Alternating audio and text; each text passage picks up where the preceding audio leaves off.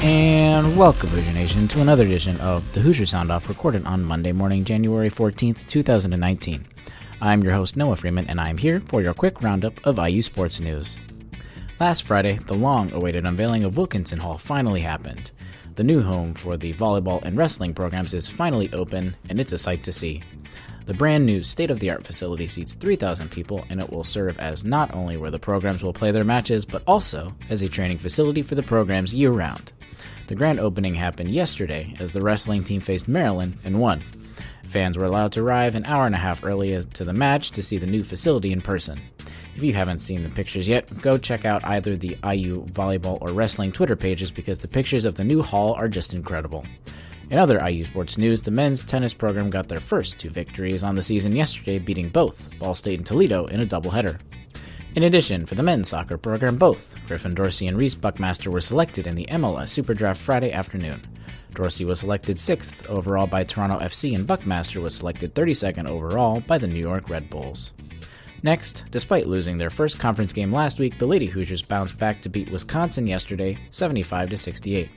An incredible first quarter from the Hoosiers was enough to put the game away that early, as Indiana was leading 37-14 after the first 10 minutes of play. Their 37 points in the first quarter is a program record, as they shot 82.4% from the field and went 5 for 6 from beyond the arc. The next opponent for the Lady Hoosiers is Northwestern this Wednesday at 7 o'clock p.m. at home. Sadly, I think the recent loss against Ohio State will put the Hoosiers outside of the rankings this week, but we shall find out later this afternoon. And lastly, the men's basketball team lost a second straight game this past Friday, falling to Maryland 78-75. Road wins are hard to come by, and the hot start by Indiana was not enough for them in the second half, as Maryland eventually came back from Indiana's 16-2 start to win the game. We shall see if the Hoosiers are ranked this afternoon, but I could see it going either way. Regardless, they will still have a rare home game in the month of January this evening as they take on Nebraska.